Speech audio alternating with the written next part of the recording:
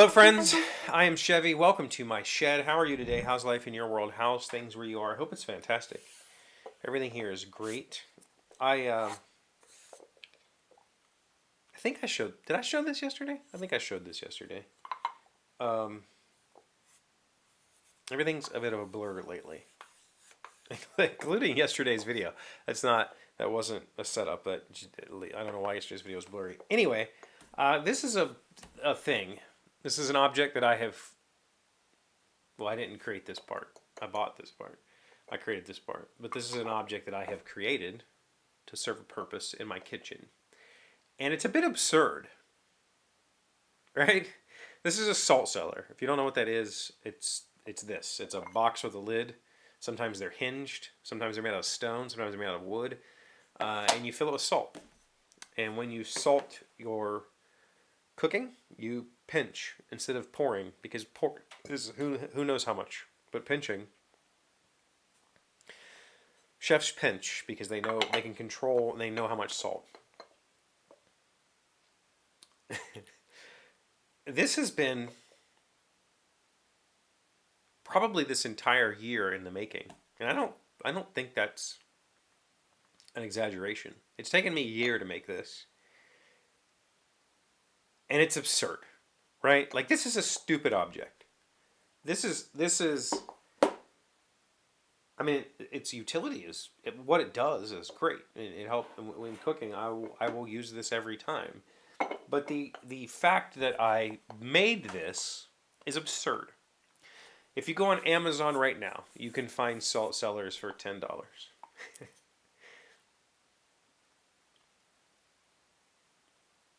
And yet I spent a year it's not like I spent a year and I have 30 prototypes.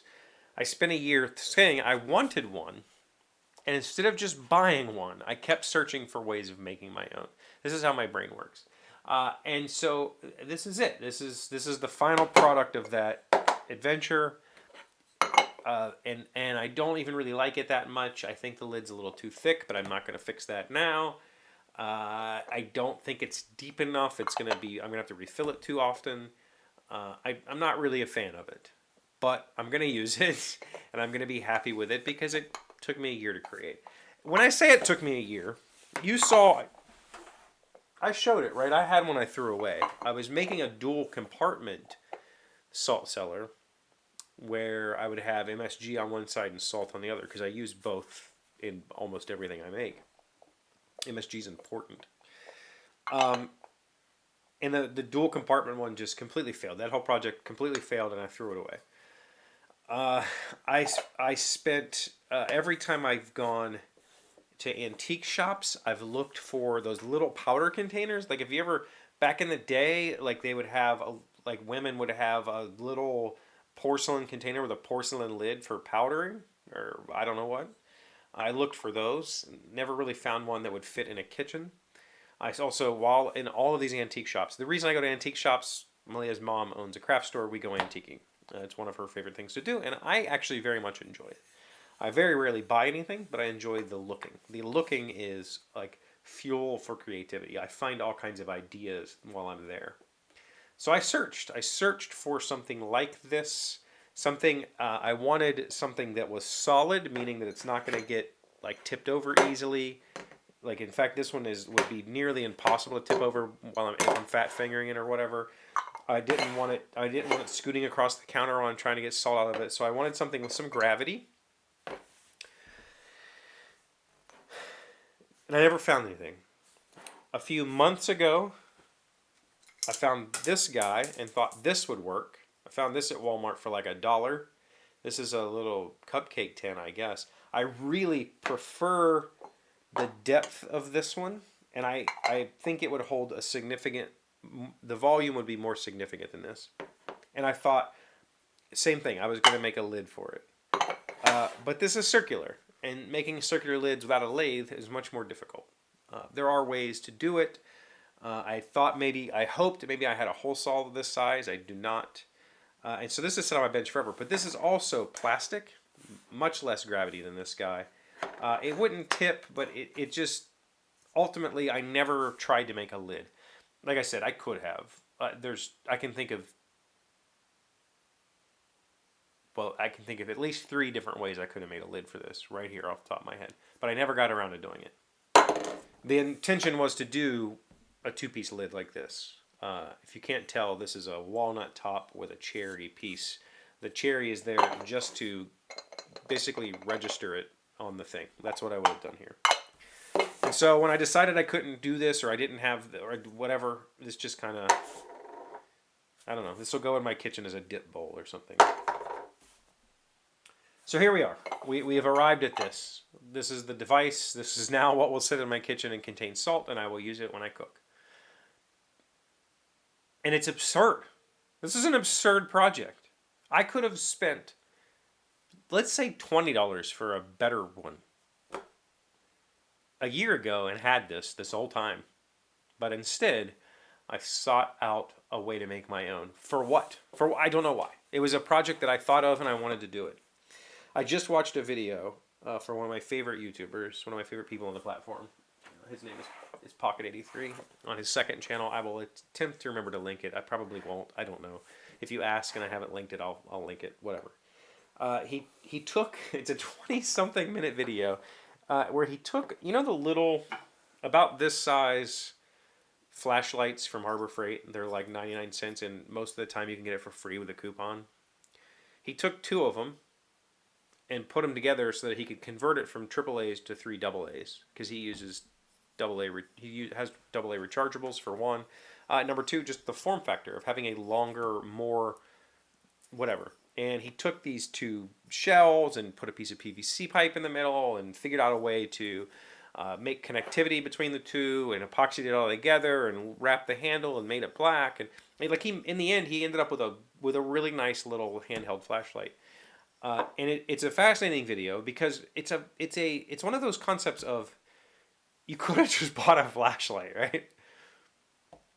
I could have just bought a salt cellar. I'm positive that Pocket could afford to just buy a flashlight. But if you've gone to Harbor Freight enough, you have. I cannot believe I can't find one. I know I have 3 or 4 of them somewhere in this house. If you've gone to Harbor Freight enough, you have these things just laying around. And if you could make it more utilitarian, then why not? If you could do it, why not? And he kind of proposes that question in the video, like, why not? But it's one of those things that I would have never considered. Like, if I thought I need a flashlight that takes AA's, I would have gone and bought a flashlight that takes AA's. I wouldn't have tried to figure out a way to convert my pre-existing flashlights into a new form factor, but he explains it in the video. If you have the older style flashlights, the little push button on the back, the little rim light at the front, they're actually really good flashlights. They just doesn't fulfill his needs. It needed to be longer. It needed to take AA's. So he spent time working on this process. And one of my favorite reasons I like watching him is he shows you the methodology, how to do it, but he also shows you his thought process through iterations. Not necessarily that he made a bunch of different flashlights, but in the video he shows you multiple ways he thought of to bridge the connection between these 2 devices, and ultimately what he settled on, and why he settled on it, and why he didn't like the other versions. I like that. I really like that. Instead of just saying this is how you do it and pretending to be the authority, he shows you a few different things. He shows you a few reasons why, right? And I appreciate that a lot. My reason is I don't really have one. Like, I didn't invent a new form factor. I didn't invent a new object. I didn't take something that I already had. I went and bought this bowl, which I think cost me $2, $2.50 or something like that. And then I had to take some expensive walnut and turn it into a thin chunk of, this isn't the same thing as his flashlight, but it's the same sort of, I wanted this thing, and for some reason, I made it happen. And I don't really have a good reason for it. I didn't save a turtle. I didn't save money. I didn't save time. But I have the thing. And I created it because that's what I do, is I create. and I have some weird drive for that. Here it is. A salt cellar for my kitchen. Thank you for being here as always. Thank you for liking, commenting, subscribing, being amazing friends, wonderful people. I really appreciate you. And I'll see you again tomorrow. Today's word you should know sounds smart is synoptic. It is an adjective meaning forming or involving a synopsis or summary. The close presentation should be a synoptic in nature. Synoptic. S-Y-N-O-P-T-I-C. I like that. Forming or involving a synopsis. I mean, I guess. Yeah. I don't know. Forming or involving. I mean, wouldn't that just... I guess a synopsis is synoptic. Whatever.